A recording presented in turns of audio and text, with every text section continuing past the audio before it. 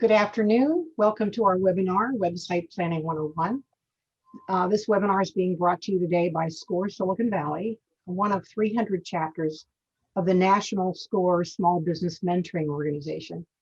Established by the Small Business Administration in 1964, SCORE is a nonprofit organization of over 10,000 volunteers of mostly retired executives with experience across all industries.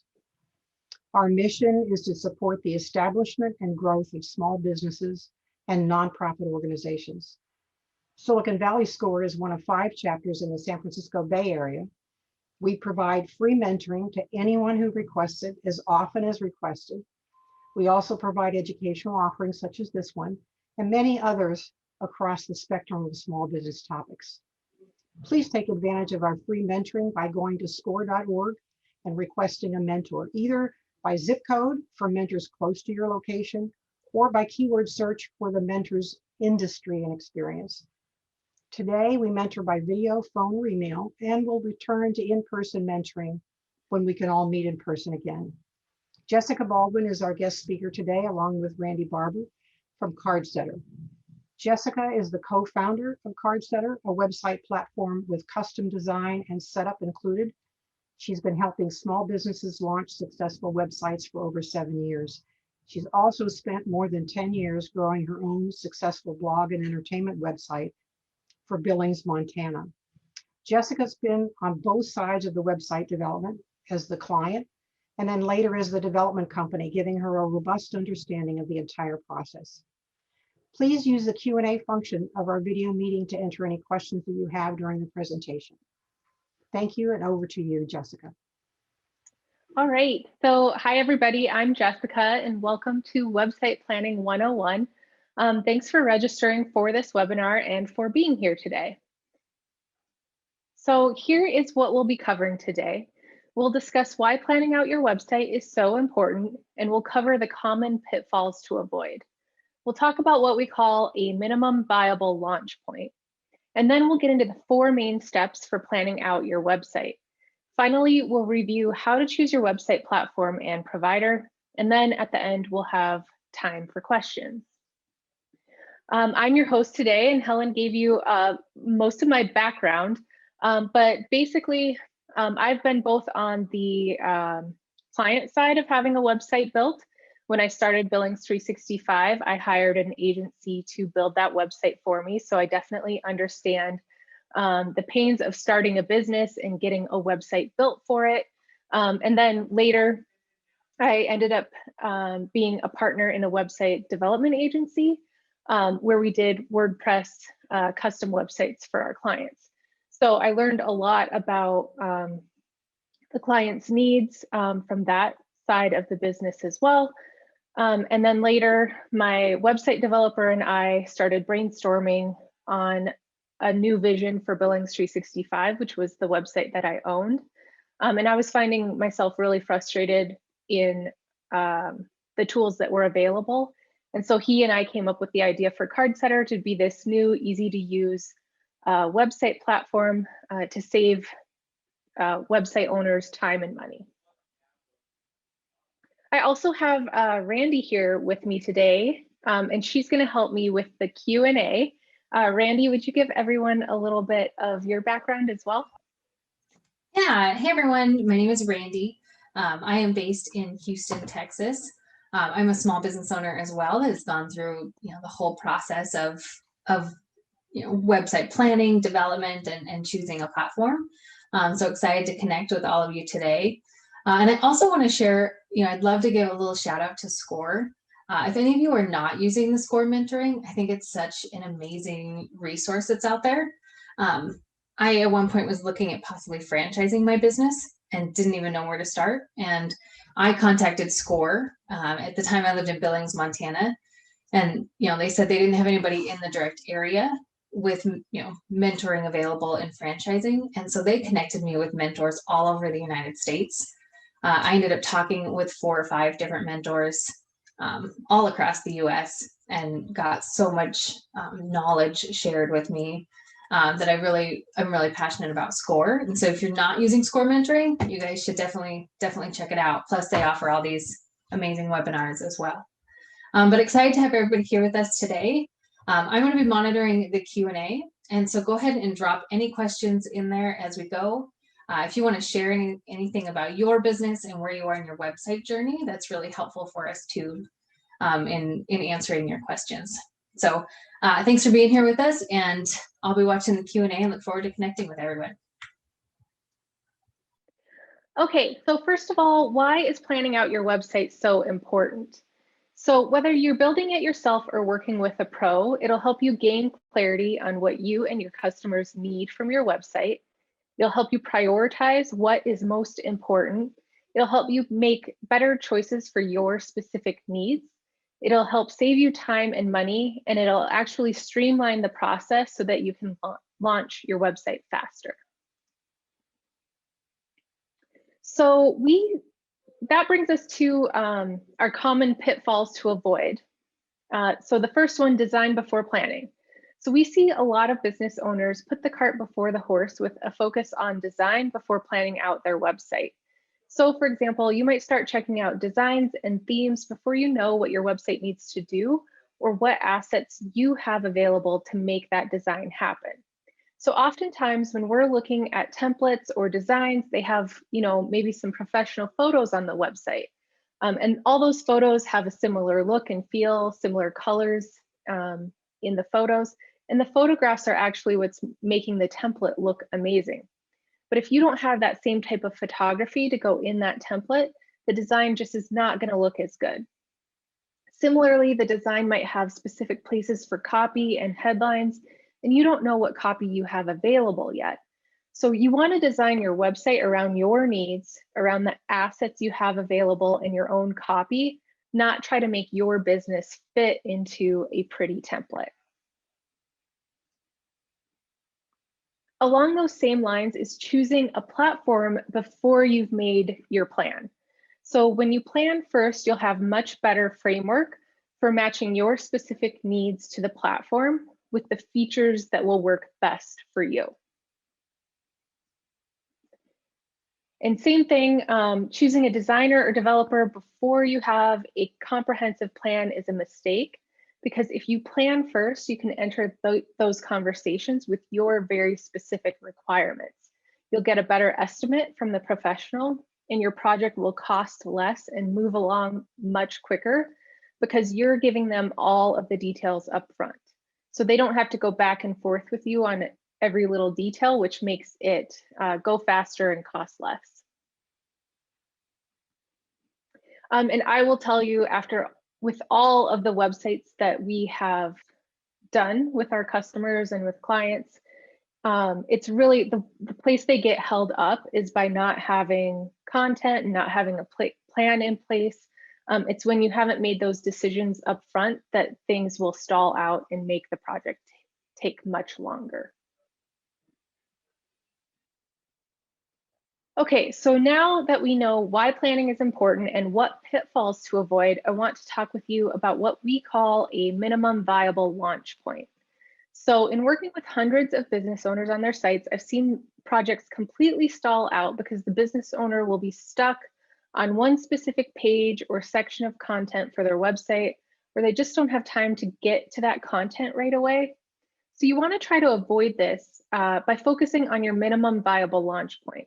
So ask yourself, what is the minimum level of functionality and content that I need to launch my website with? For example, maybe you envision having a services page with all of your service packages perfectly lined out with pricing, but you don't quite have all of those, the concept for all those packages worked out yet. So in the meantime, you could have just a description of the services that you offer and a contact form for an initial consultation. You can make that section better as you are able to. So you want to take on the mindset that your website is iterative and it will change and adapt as you have new information available or as your business's needs change. Okay, Randy, do we have any questions at this point?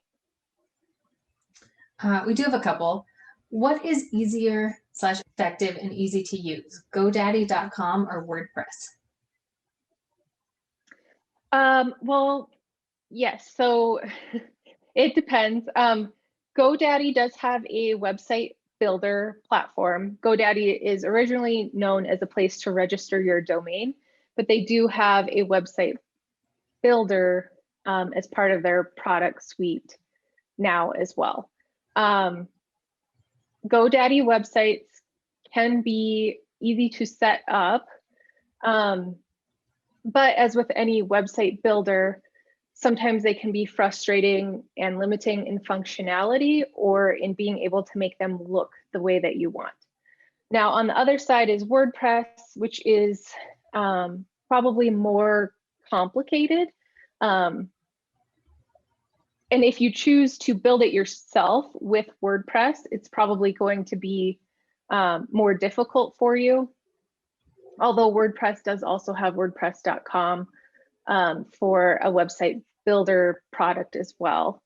But if you hire a freelancer or agency, they'd likely set up your WordPress website for you and then make it possible for you to make the edits on your own. So GoDaddy is probably the more easy to set up, user-friendly option to get started. I know a lot of these questions we're going to cover once we get going. Let's see. Someone asked, what are typical planning details? So I think we're at a good point to keep going, and I think we're going to answer a lot of these, and then we can touch more on them as we get into that section. Okay. I will say the whole point of this webinar is really to give you all of the planning mechanisms and the things that are really important when you're putting your website together are the content, what you want on each page, what images you have available. And we can often get held up in the technical details of like, where do I register to my domain? What platform am I going to use? And I would urge you to ignore all of that until you've got your plan in place. And then choosing those technical details will be easier for you after you've done all of this. So anyway, so we'll get into the planning portion. So the next section will go through the 4 main steps to planning your website. This will include pages from our website planner that will be made available to you at the end of the presentation. So you'll get a link where you can get the printable PDF version and a Google Sheets version so you can complete your planning within the worksheet. So when you complete your website plan, you'll be better equipped to choose the right platform, the right design templates, and to create your website faster. Or if you end up working with a professional, a freelancer, or an agency, you'll have a comprehensive plan that you can hand over to them, ensuring a smooth website building project with them. Okay, so the first thing you want to do in planning your website is to outline the technical details and your feature needs. You want to take an inventory of any technology that you're already using, if any, and consider the features and functionality your website will need. And then you want to think about what kinds of tools you may need to facilitate those features. So here's what that looks like in our planner. So we're going to log our business name and indicate whether we're building a new website or moving an existing site. This is kind of, suitable whether you're building it yourself or you're working with a pro. Handing over this information is really useful. So then you want to list out all of your social media links so you have them handy for easy access. And then you want to start thinking about the features your website needs with our features checklist. So are you going to blog? Will you have a download or freebie as a lead capture? Does your website visitor need to be able to schedule an appointment with you? Are you selling physical products? Will you want to be able to accept payments through a form?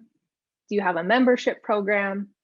And is there anything else you can think of that you want for your website?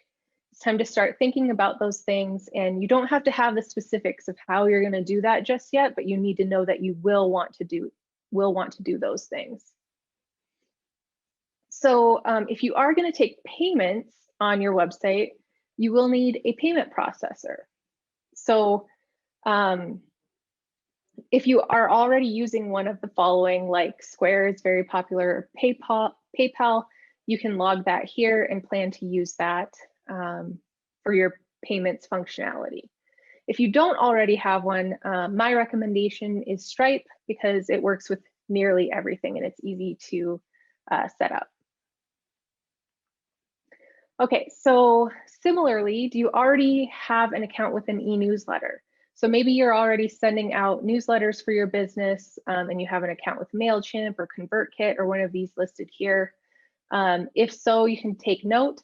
If not, now's just the time to start thinking about, I want to send a newsletter, so I'm going to need an e-newsletter platform to help me do that. Okay, so then at the bottom of this page, we've left room to describe any other specific software you need for your website to work with any of the features that are specific to you and your business. So perhaps you're already using a CRM, a customer database, and maybe that CRM makes it possible to embed a form on your website, for example. You can note that here, and then you'll know that you'll want to integrate that CRM that you're using with your website, or you can communicate to the professional or freelancer that you will need that functionality. So it's good to note that here.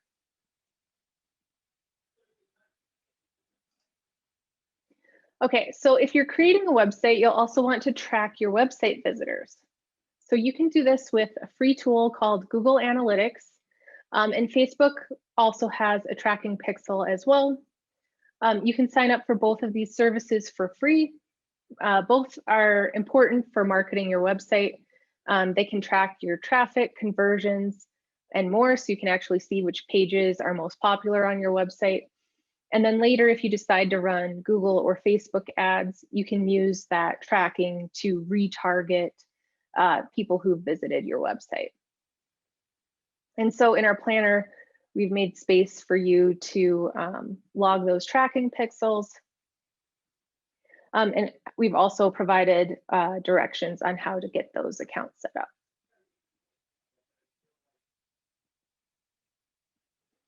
So having all of these technical details in one place makes it much easier to understand what services you already have and what else you need to sign up for to power your website. If you work with someone else, this is incredibly helpful for them as they build out your website, because now they have a picture of all the tools you're already using or any other tools they might need to help you get set up with in order to power all those features on your website. Okay, Randy, questions? A lot of the questions so far are mainly on registering a domain, WordPress versus Wix. So I think we're about to get into those on the next couple slides here. Okay. So one quick tip while we're on this section, speaking of domains, we highly recommend that you register your own domain for your website. So you can do this at Google Domains or at GoDaddy. There's several others, domain registrars you can look up if you don't like either of those. I prefer Google myself. So registering your own domain ensures that you always have access to your domain. And if anybody's not sure what a domain is, this would be like your .com, .org address where people are going to be able to access your website. So this ensures that you're the official owner of that domain. So even if you use something like Squarespace or Wix, they often have a way to register your domain for you. But if you ever choose to swap platforms, it can make it difficult to get that domain out of your account in Squarespace or Wix. It can just be more of a hassle than it needs to be. And it's much more straightforward if you've already just registered it separately at GoDaddy or Google. If you work with a freelancer or agency, they may offer to do this for you. We highly recommend that you do it yourself because we've seen many business owners have trouble getting access to their domain. when their previous provider stops returning phone calls or emails after a relationship goes south. And you would assume that professionals would not act that way, but I can assure you that it happens more often than you'd think. And also, I know from experience running an agency that there is an upcharge when the agency registers the domain for you. You actually end up paying more for it each year than the actual cost. So just to be safe, register it in your own account. Okay, do we want to talk about any domain questions while we're here? Yeah. Yep. Can you provide some advantages/disadvantages between GoDaddy and Google for domain registration? Yeah, so the main reason that I prefer Google is because I personally use a lot of Google products, and my Google account is then already registered with Google domains. And when you register with GoDaddy, because they do have other products and things like that, they tend to try to sell you more stuff than you need. And so I find that Google Domains is much simpler, and they have a nice domain management access tool where you can provide access to others to manage your account, which GoDaddy also does, but I just find that Google Domains is much more straightforward. So because I and lots of other people use Google products, Google Suite and all of those things, and often we encourage our customers to use G Suite for their professional email. It's just easier to have it all in one place. So I believe that kind of answers Debbie's question that said, what is the best place to search for domains? Mm-hmm. Should I register alternate domains, different spelling, variations, punctuation, etc.?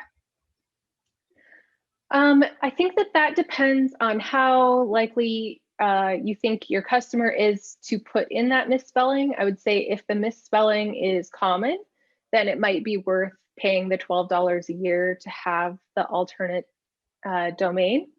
And sometimes there's other strategic reasons to register domains related to your business. For example, acquiring the .org in addition to the .com so that no one else can use the same name with the .org, because that's confusing for customers. So if you can get the .org, I encourage you to do so, but you don't need to go so far as getting like the .info and the .biz and all of that, unless it's a super competitive, like you expect your business to be huge. You wouldn't want some other business using, some variation of your domain. Do we own the domain if we register with Google? Yeah, so as long as you pay your renewal for the registration of the domain, which happens usually annually, you are the owner of that domain. What are private domains? If the agency does it, they can give you rights to domain or transfer? Yeah, so an agency can transfer your domain to you. And you can register your domain as a private domain, which means that when someone looks up who owns the domain, it'll come up under a private registrar, so it won't show you and your contact information. If you have your contact information on your website, it doesn't really make sense to register a private domain because people can obviously access your contact information on your website. But some businesses strategically don't want their identity out there associated with their domain.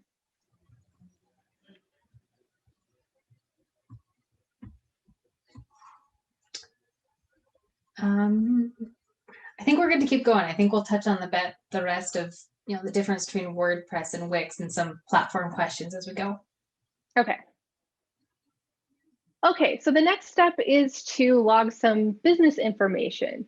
So in this section, we're spending some time on the description of the business, the ideal customer, and defining the exact action that we want our website visitors to take. So you'll begin with your general business description. What does your business do? What products and services does it provide? And then next you'll describe your ideal customer. So this is a pretty important section when it comes to your website because we're thinking about who the website is actually for. So what are your customers' needs? So I like to use the fill in the blank statement to think about this person. So as a type of person, I want some goal so that some reason. So for my business, Cardsetter, that would be as a small business owner, I want to spend less time building and administering my website so that I can spend more time on revenue generating activities in my business. So I'm filling in that statement from my customer's point of view.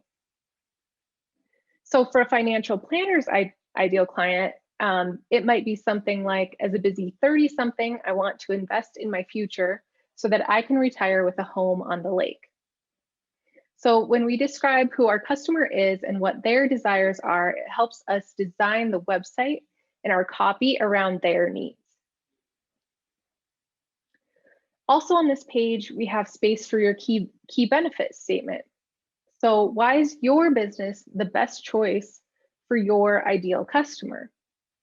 So for our financial planner, the key benefit statement might be something like, Lee Humphrey takes the overwhelm out of financial planning.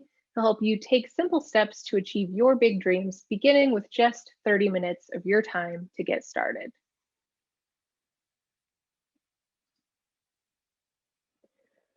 Okay, so after that, you want to list out your main products and or service categories with a simple description for each.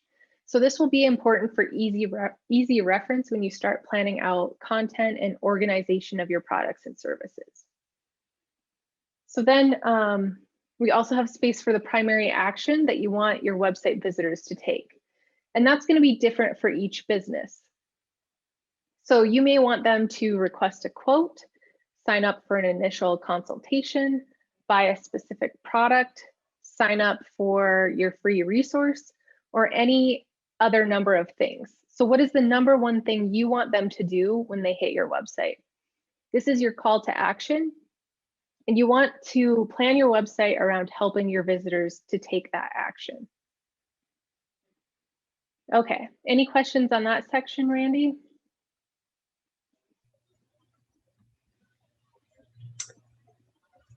Not specifically. We're mainly on platform questions still. Okay. Okay, so now that we've got our technical details outlined and we've defined our business, our customer, and the action that we want them to take, we can take an inventory of our assets. So in this section, we're compiling the graphics that you have available along with any copy that you use frequently in marketing your business. And so we're going to organize all of that in one place where it's easy to access. So if you work with a designer or developer, this will be helpful so you can send them the assets they'll need to create your design. And if you build your own website, it'll be great to have all of these assets in one place. So on the worksheet, you'll include your tagline and any other copy that you consistently use in marketing your business. And you'll check off the assets that you have available. So if you have a logo ready, if you're using a freebie or download and you have that available, headshots and photos and more. You can also note any color preferences or requirements for your brand along with fonts. And again, if you work with someone to build your website for you, this will be incredibly important and streamline the whole process for you. So that brings us to the final step in planning your website, but it's probably the biggest step, and that is content. So when we talk about content, this is more than just copy or writing the words for the pages. It starts with prioritizing information and clearly communicating with your audience. It includes how content will be organized on the site and what type of content is needed where. So images, videos, written text, etc. So it can be helpful to think about your content in a flowchart or what we call a sitemap. So you start with your home page, and most every website also will need an about page and a contact page. Other menu items are highly reliant on your business, and it's a good idea to plan them out. So go back to thinking about your audience and their needs. So what information do they need to be able to find quickly on your website? This can be a good way to prioritize what should be in the menu. So services, shop, pricing are common menu items, but it could be also be something more specific, like names of your specific products or services.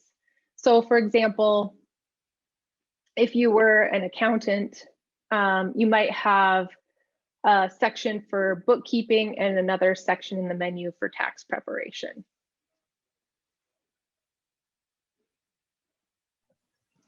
We have a great question here. Is there Sure. a minimum and maximum number of pages you'd recommend? No, I think you should have as many pages as you need to appropriately explain your business or operate your website. It's really hard to give a hard and fast rule to that because some businesses can have a one-page website and be very successful with that. Others, like more content-heavy websites, might be providing, new articles daily, and so they're going to have thousands of pages eventually on their website. So I would say, a good place to start is to provide information about exactly what you do and who you are. So, if you're selling products, you're going to want to list your products. If you're selling services, you want to list your services. You want to give information about yourself so people know who's behind the business and they can trust you. And then you want to make sure it's possible for them to get in touch, that you're providing information on how to actually engage with you in your business or buy your products. And I did just want to add in here, these pages that we're going through is a downloadable template off of our website that we'll share the link to at the end of the presentation. And you guys can download all of the worksheet as well. Yeah, so once you've created that outline for your content, you can start planning the content and writing your copy. So a good place to begin is your homepage. So what is the most important thing that your website visitor needs to see when they hit your website? So this is a good place to look back at your ideal customer, your key benefit statement, and your call to action. So those things should be the priority on your homepage. And then you want to support those three things on your homepage and throughout the rest of your website. So here's an example from one of our customers. Rachel is a health and wellness coach, and I think she did a good job coming up with and communicating her benefit to her ideal audience. So a healthier, happier you with a diet-free guarantee. That's a good benefit communicated to her ideal customer. And then she expands on that with a bit more copy and a call to action to get the conversation started. On the rest of her homepage, she's giving more information about herself to build trust and showing the two ways that you can work with her. So one-on-one or in her group. And then she's got some of her recent blog posts on the page to show more of her knowledge in the space. So after you've planned out your homepage, you'll want to do a detailed outline of your products and services with descriptions for each. So earlier we did a general overview of products and services. But for example, if you were doing e-commerce, this would be like your inventory list. So all the products and services that might need to show up on your website. So same thing if you're doing services, you'd want to include the very specific services you want to list on your website here. So anything someone can buy from you should be on this list, but if you're, if you offer yourself up for speaking engagements and things like that, that is also a type of service that you would want on this page. This is also a good time to start collecting some testimonials from existing customers. If you don't have testimonials yet, that's okay, but we want to prompt you to start asking for them. So testimonials help to build trust on your website and can be used on your homepage and elsewhere throughout your website.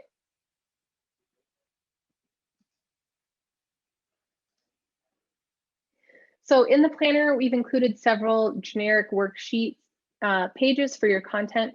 So you can start with the main page, so that page that would be associated with the main menu item, and then plan out any sub pages that would go under that page in the menu.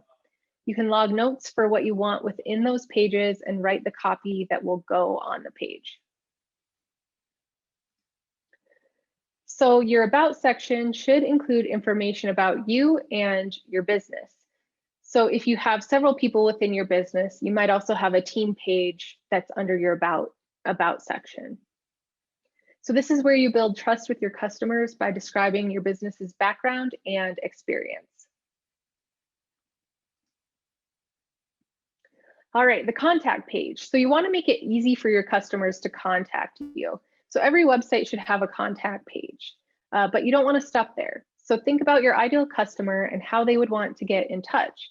So you may want to offer the option for them to text or reach out on Facebook or Instagram Messenger, for example. So you want to be available where they are. And this is also where you can include your business address, your phone number, and your hours. You'll want to include all of that information on your contact page. But if you're like a brick and mortar, you have a location, a physical location where customers come to see you. I also recommend having that on your homepage or like in your footer throughout your website. One thing I do want to note here is, I don't know about the rest of you, but I know I've gone to websites where they only have a contact form and no other way to get in touch. And sometimes you fill out the contact form and you don't ever hear back, right? So you don't know if your message was sent, received, got through, and they haven't provided any other way to get in touch. So think of how frustrating that is when you're planning out your website, and really think about making it easier to get in touch and providing other methods of contact other than just the form. All right, so once we've gotten through all of that, you've successfully planned out your website. So it's definitely a lot to think through, but I hope that the framework will help simplify the process for you. So we'll go over platforms and providers next, but if anyone has questions about the planning process, we can stop now for those questions. Yeah, we've got some great ones. Where can I find images that are legal to use for websites? Should I use a copyright?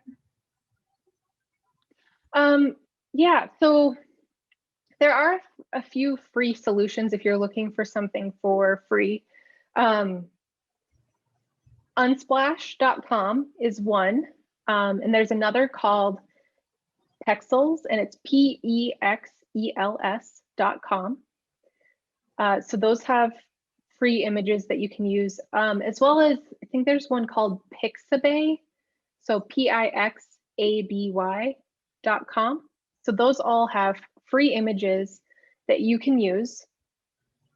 You can also sign up for professional stock photography. There's lots and lots of options there as well. iStock Photo, or there's one called Envato, ENVATO. And they have a lot of different tools available, but they have a pretty robust photo library, and they're only like $20 a month. And so essentially you could sign up for 1 or 2 months while you're building your website, and get, professional photos and then cancel later. If you have the means, I prefer photos that are unique to you and your business. So, photographers in your community, some of them do offer branding photo shoots for a reasonable price. I've seen different photographers have like a brand bundle that they'll do. And so if you can do that, it definitely makes your website feel more like your own, shows your brand and your business and you a little bit more clearly to the customer. But those other options are very common to use as well. What are some recommended contact options in addition to a contact form? Yeah, so I am a proponent of including a phone number and welcoming phone calls or texts. If for some reason you don't want to use your personal phone number, you can sign up for a Google phone number or use a service like Dialpad, where you can get a phone number that comes through and rings to your phone, and you can dial from that number. And that way you can publish that number on your website. Listing an email address. I know some people don't want to get spammed, but it might be worth setting up an info@ type of email to field questions from your website. And then it just depends. If your audience is on Instagram, I would list on your website that they can contact you on Instagram or Facebook or wherever your social media presence happens and your customers are. I would note those things as well. Got all sorts of great questions coming in here. Do you have recommendations for editing tools if I would like to make photos or videos myself, DIY? Yeah, let's see. I'm struggling to think of the free ones that are out there, but Canva, for example, is a really user-friendly tool that will allow you to do, some basic cropping, and you can actually make some pretty good-looking social media graphics and graphics from your website using Canva. And they have a free plan, and then I think their pro plan is only something like $10 a month. You can't do video editing in Canva. There are some subscription-based tools for easy video editing. Animoto, I believe, is one. I personally use Photoshop and Premiere, but they take a little bit more technical expertise. I have actually used the free video editor that just comes on a Windows computer. That's true too. I've seen lots of iMovie great videos as well. It's literally called Video Editor, and it just comes free on Windows. That's how I put together a video that's at the top of my website. Mm-hmm. Yep. So Video Editor on Windows, iMovie on Mac. Could probably do most of what you need. Yeah, and you can even do the iMovie on your phone as well.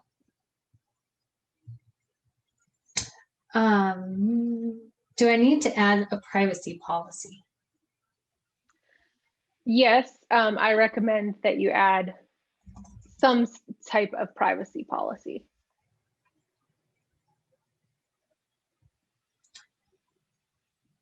What was the other phone number service besides Google? Yeah, so the one that we actually use is called Dialpad. It's been free to us so far. I know that they recently got acquired by Salesforce, so I don't know how long it will be free, but it is a really nice platform. So you can actually take calls on your computer as well as your phone through their app. Yeah, and I've also used Grasshopper as another one as well. What is the privacy policy used for? The privacy policy is I'm not an attorney, so I'm not going to advise too much. I recommend having one on your website. It's just good standard practice. But the privacy policy will be important, especially if you have like a Google Pixel or Facebook Pixel on your website, because your privacy policy will inform people on your website about any tracking that's happening. It'll let them know how their information might be used and things like that. So, it's not something where people get in a lot of trouble for not having one often, but it is best practice to have one. How can customers set up an appointment from the website? There's a number of ways that they can do that. So most often we end up integrating with a scheduling tool. So the people who typically want a scheduler, a lot of times it'll like to book an appointment with an individual. So we'll include a Calendly link or there's another one called You Can Book Me. Or sometimes if you're using a CRM, those CRMs will have that type of tool where you can actually select an appointment during times that you have specified that you're available for appointments. And then there's, you know, a host of other tools out there, like that get more specific into different service industries. So like a plumber that has their, I guess I would say CRM or operational system that they use that will have like a scheduling tool that's made available to their customers so they can book a time or appointment. Do you plan to talk about copyright rules? I don't plan to talk about copyright rules. I would consider that probably a separate webinar by a more trained legal professional than I. I think a good rule of thumb would just be don't plagiarize other people's websites. Yes.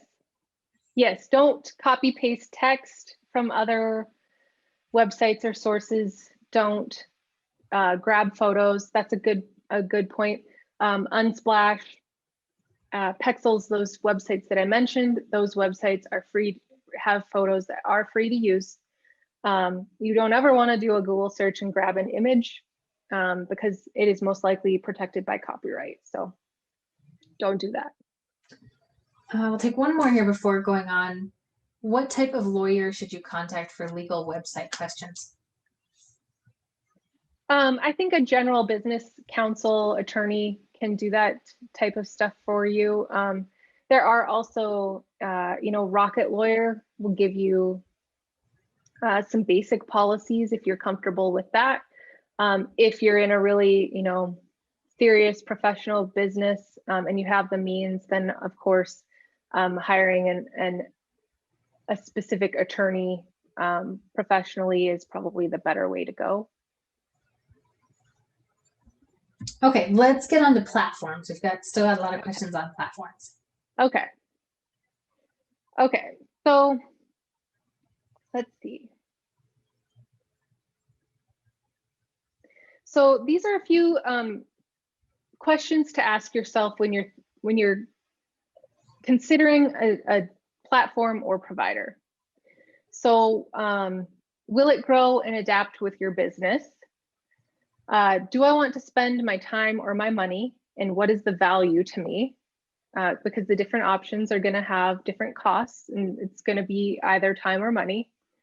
Do the platform's features match your requirements? So now that you've gone through this website planner, you have a good idea of what your requirements are. You have a better picture to look at the different feature sets of the different platforms and know if they're going to be able to do what you need to do. Are hosting and SSL and other essentials included?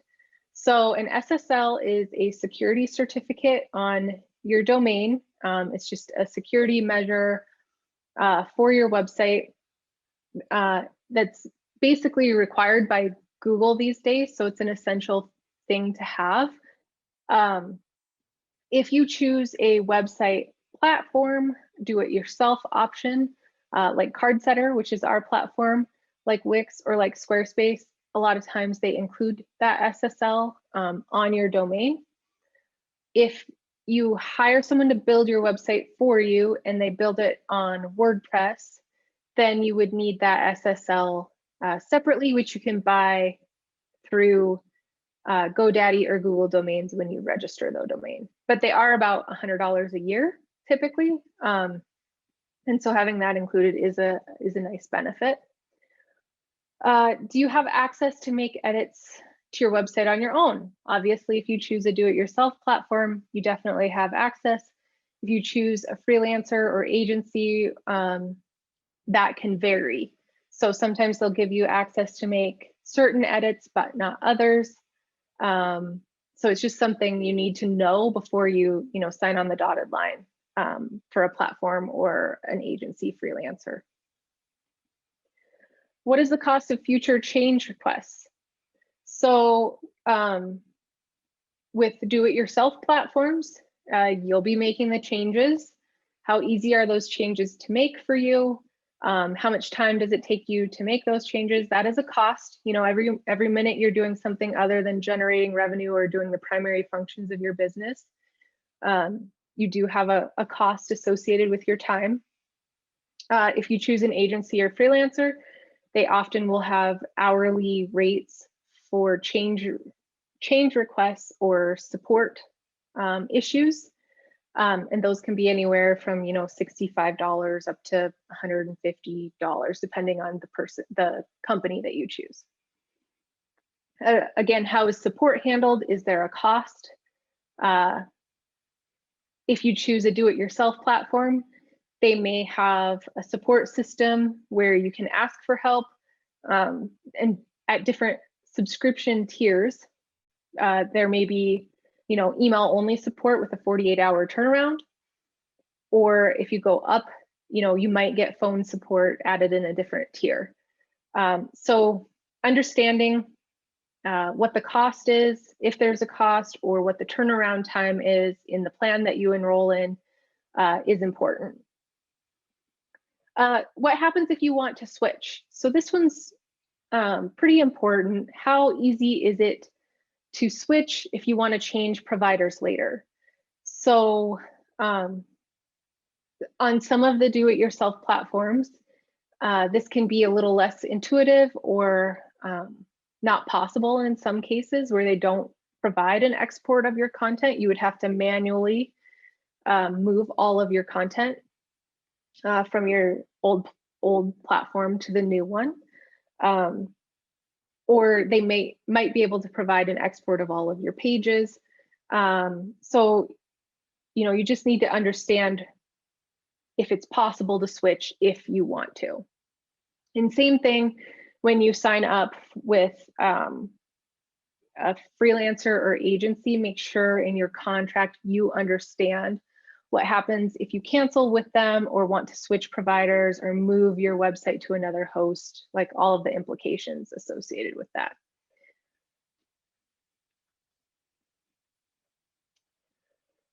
Okay, so when you're evaluating the many different options, you've got to make sure that the platform has the features that you need as outlined in your website plan. And then you have to start thinking about what you want to spend. So time or money.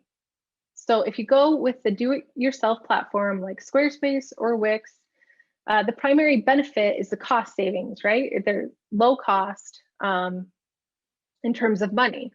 But the downside is that those platforms can cost you your time. And depending on your technical skill level, you may not end up with a website that works or looks quite right. So on the other side of the spectrum, on the do-it-yourself side, you can hire an agency or freelancer to build your website for you. This most often happens on WordPress, though there are some Squarespace and Wix freelancers out there now. But for the most part, most professionals still choose WordPress. So the benefit here is that someone will take care of all the technical aspects and the design work for you, which saves you a bunch of time. But the downside is that this has a significantly higher cost, money cost, than the do-it-yourself platforms, and often has additional expenses when you want to make changes to your website later. So while we are on this topic, I will mention my company, which is Cardsetter, and we're kind of a hybrid. So we exist because, you know, I was a business owner like one of you, looking for a better option to run my website, something fast and flexible that would let me do what I wanted to do and would grow with me. And so we aim to bridge the gap between do-it-yourself and done for you. So we offer a website platform that's easy to use, easy for you to add content and make changes whenever you want. But we include design and setup to get you started on the right foot, so you don't have to do any of the technical details on your own. And then we include support in our monthly plans as well, so you can actually message into our team and we'll take care of a lot of the support issues for you, so you don't have to spend your time doing all of that.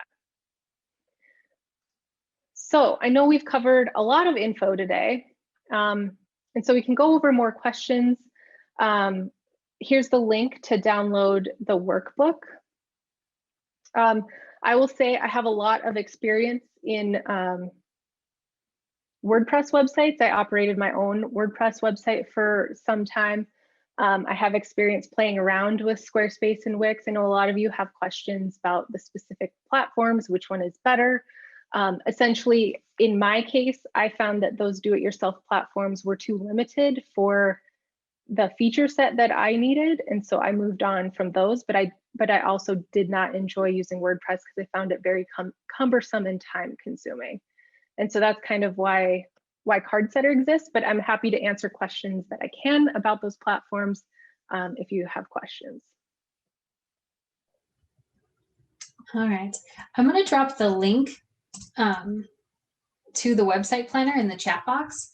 So you guys can go to the chat box and you should be able to just click on it directly or copy and paste it, and it can take you to where you can download the planner we just walked through. All you do is enter your name and email address and we'll email the planner over to you. All right.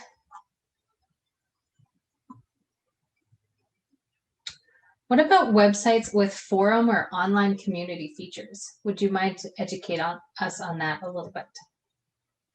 Yeah, so that's growing in popularity, having a forum and membership. And it's, I always laugh at these webinars because I feel like I answer so many questions with "it depends." But there are so many intricacies of how each individual wants to run their business or their website. And so there are a host of community membership platforms that are available. There's a number of plugins that potentially work in WordPress. And there's a bunch of other third-party tools that work with platforms like Cardsetter or Wix or Squarespace. And they have a whole host of different features. So there's one called Circle. I think it's circle.so is their website.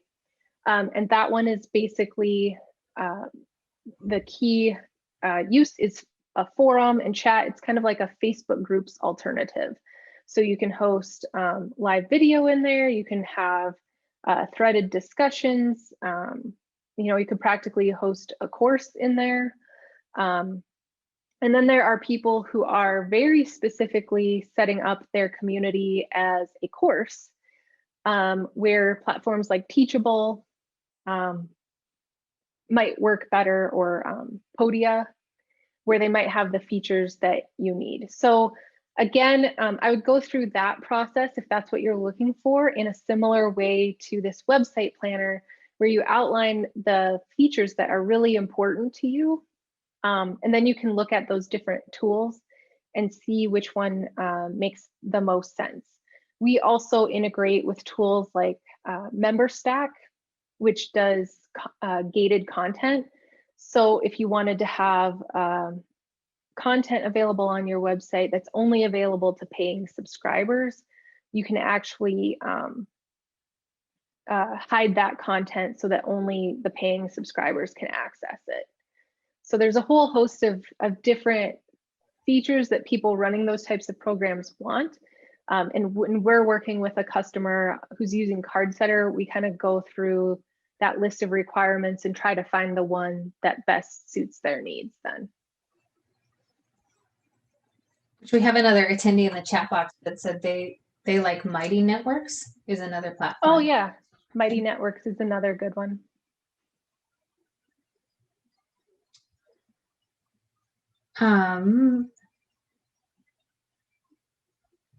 Is there a website that easily switches to English and Spanish? Which platform is best to do this? So there's a number of ways that you can do that. On WordPress, for example, there are some paid plugins that will translate the page language, and those do an okay job. People who really want to make sure that the language is correct will often have two versions of the page. And so you have a button where you can switch. the language, and then it'll serve up the page, the website specific to the language. And so like at Cardsetter, we would have duplicate pages with the language, correct on both. And then we would give the user the option to choose the language. But there are different applications, I know specifically on WordPress, that attempt to automate that for you.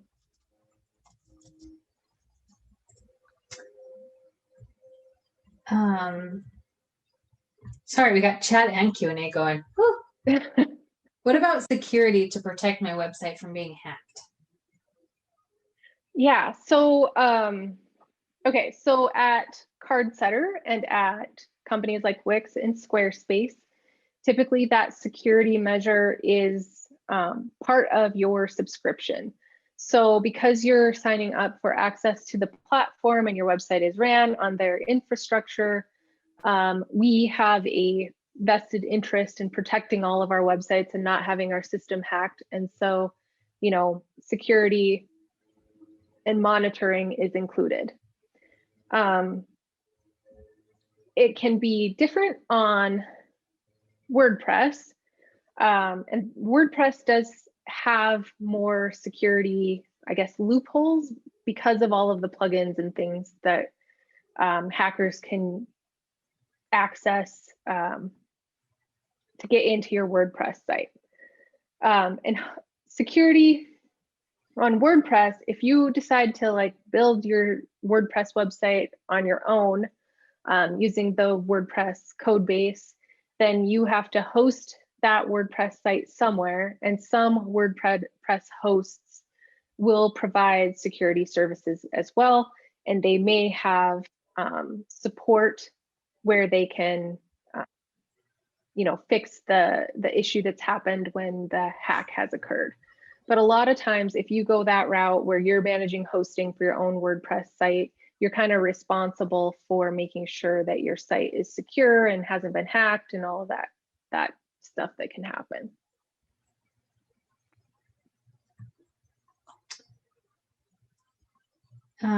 What are the bare minimum aspects / features of a website? That way additional content can be added later.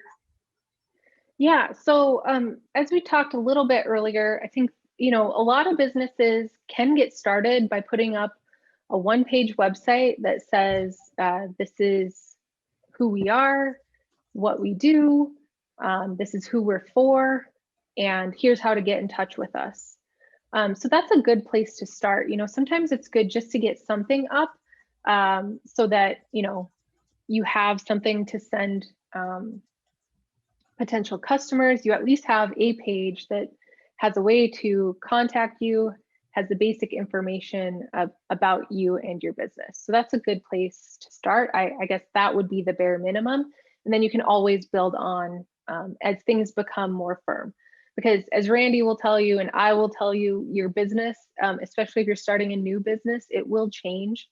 And so your website will definitely need to change in the future. So you do want to have that flexibility regardless of the platform or provider that you choose, that you're leaving yourself some room to adapt to your business and your customers' needs in the future. Yeah, I think that's a huge thing to consider. When I first, started thinking about my business and getting a website put up, I contacted an agency and went that route with a WordPress website. And I think my website was about $5,000 to have it done. It took them about 4 months to have it finished. And when you're first starting out, you're like, I know exactly what my business does. I did my business plan. This is what it does. This is my customer. And then, you start your business, and honestly, your customers are going to tell you what your business is more than your business plan. And so I had quite a few changes that I needed done on my website, and the agency, I think, was about $80 an hour to do changes. Any small changes I was able to do on myself. I'm not all that tech savvy, but could kind of do changes. But the agency locked me out of a lot of things, because if you did mess something up, you really could mess up your website on WordPress. And so anytime I wanted changes done, it usually cost me between $300 to $500. to have anything done. So about 2 years in, I was probably close to $8,000 into my website. So definitely just budget that in if you're going to go the agency route. Really know what their rate is for changes, and know you're going to have a couple thousand in those.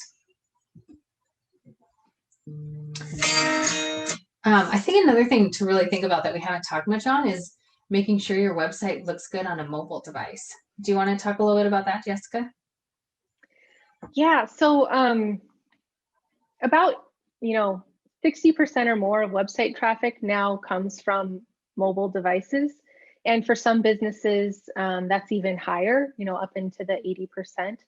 And one thing that I've noticed is a lot of times business owners or website owners will really prioritize how the website looks on desktop, because that's where you're doing your work, right? So that's where you look at your website. And so you're focused in on every little detail on the desktop and you want it to look this certain way. And what actually matters is how your website looks on a mobile device. And so like at Cardsetter, we have an option so you can actually see, preview, and edit your website in the mobile view so that you can actually see how everything's going to be laid out and make sure that that view looks as good as the desktop view. The other thing about that is, if you think about the mobile user, they might prefer to scroll to more information than to make a lot of thumb trips to the menu. So that's one thing we try to consider when we're designing for mobile as well, is making the information accessible or clickable from that first mobile view versus sending them to the menu a lot for information. What platform can I use to create 3 different websites and don't have to pay extra? I don't know of one where you don't have to pay extra for each. If you are doing very, very simple basic websites, or you just need a simple landing page to sell like a singular product, email platforms like ConvertKit will have like landing page builders where you can, set up a basic page all under one account. But I'm not familiar with a platform that lets you host multiple different websites under one fee. I bought the websites of I bought the assets of a business that includes an outdated WordPress website. Is it worth fixing or starting fresh? I would start fresh. If the outdated WordPress website, if you're not changing a lot of the content, it's possible that it's worth saving. But really, if you're going to be, redesigning the look and you're going to be updating the content, then I would start fresh. And the way that we would approach something like that is to walk through the site with you and inventory what's working, what's not, which content is good, what are we getting rid of, what content is lacking, what pages do you need. And then we would kind of do a hybrid of, taking what you still feel is good, or that your Google Analytics shows your customers do visit often. You maybe don't want to get rid of stuff like that. The other implication that can happen there is if your website is by chance ranking well for SEO, you would really want to monitor which pages are bringing in those Google clicks and keep that content somewhere on your website and keep the URL. So like the .com/ whatever you have the URL set as, the same on the new website, so that it can still be read and found on search engines. What was the landing page builder you mentioned? There's lots of them out there. ConvertKit, if you use that for your e-newsletter, has one built in. And And they actually hook up with payments as well. So like if you're selling a ebook or something like that, it makes it easy to, you know, run your newsletter and also have landing pages for things like that. There's others like Unbounce, and I think there's lead pages, Unbounce, ConvertKit. Card is another, CARRD is another, if all you need is a single page website, that can be a good place to start. If your website's going to need to grow much beyond that, you'll probably run into a wall as far as features and your needs there. But if you just need a basic website, one page, that can be a good option.